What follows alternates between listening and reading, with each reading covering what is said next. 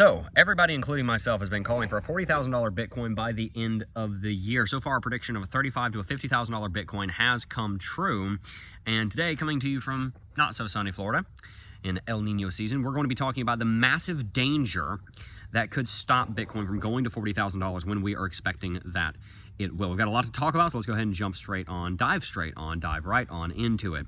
Now, there's two facets that we need to talk about here. We need to talk about the Bitcoin ETF, and we also need to talk about Gary Gensler's psyche. We need to talk about the way that he thinks. Let's start with the elephant in the room, BlackRock and the ETF proposal. Now, Bitcoin was trading at $25,000 not that long ago, and when we saw the news from Cointelegraph that the BlackRock spot Bitcoin ETF had been approved, which turned out to be false, we saw Bitcoin jump $2,000 in a minute, and that essentially proved to everyone that the Bitcoin ETF story was something that was going to have the power to move the market in a massive way. And just a couple of weeks later, we were trading above $35,000. Right now, we're trading at $36,700. And the reason that that's so significant is because we have seen a massive, I'm talking a truly gargantuan rally on the back of speculation about the ETF being approved. You've heard that right. This is a foundation of speculation for this movement. People think that the ETF is going to get approved, and so therefore they're moving the market to the upside by buying the Bitcoin market itself, which is probably going to make it easier for the Bitcoin ETF to be approved.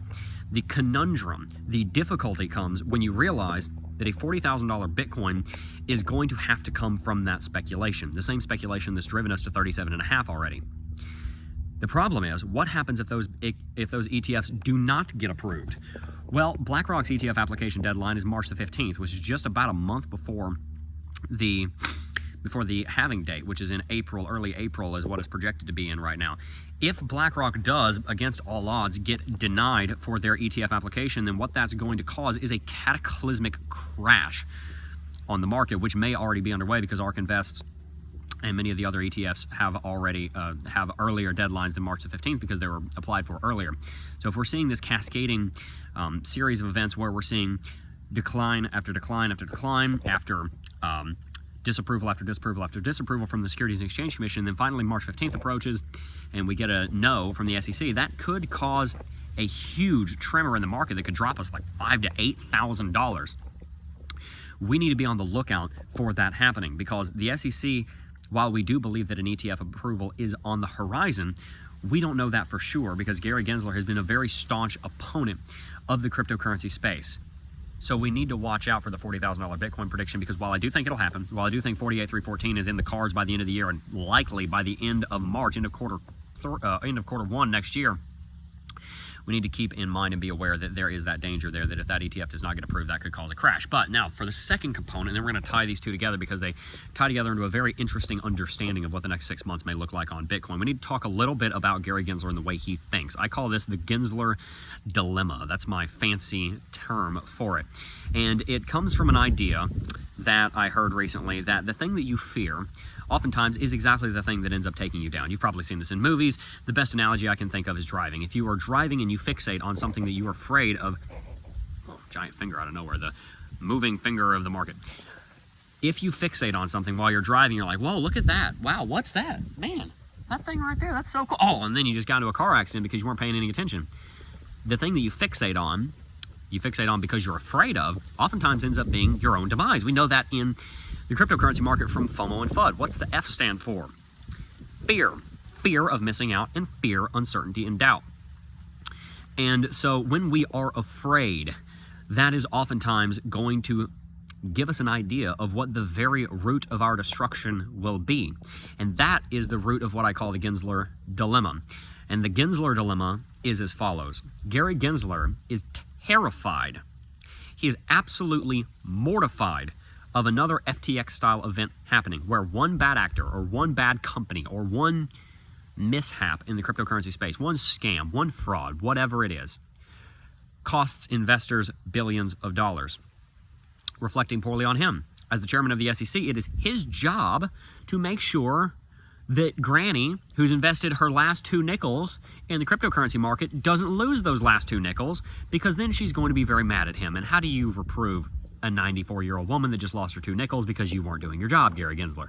He got a lot of that kind of hate, a lot of that kind of flack after the FTX scandal when Sam Bankman-Fried, basically defrauded people out of $10 billion. $10 billion sounds like a lot of money, But let me tell you what is a lot more money.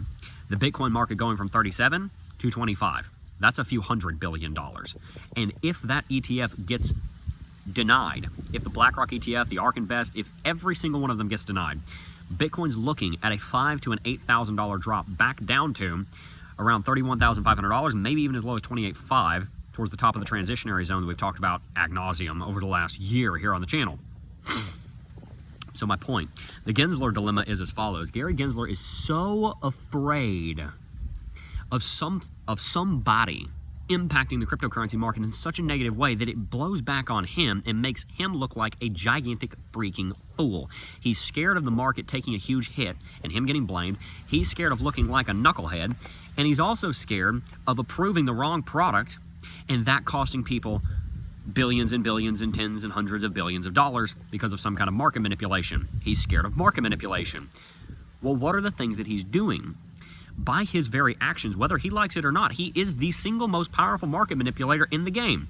And let's just back up and clarify what a market manipulator is. Somebody that's manipulating the market is not necessarily a bad person. Every time you make a trade, you move the market. You are manipulating the market. If I pick up this piece of bark, I'm manipulating its position. That doesn't make me an evil person. Now, if I'm manipulating a market to my own benefit, to the detriment of others, then yes, I am being an evil manipulator. I'm being a unwise or a bad manipulator. So the fact that he is capable of manipulating and moving the market because of his position is not necessarily a bad thing, but the way that he utilizes that power is absolutely critical.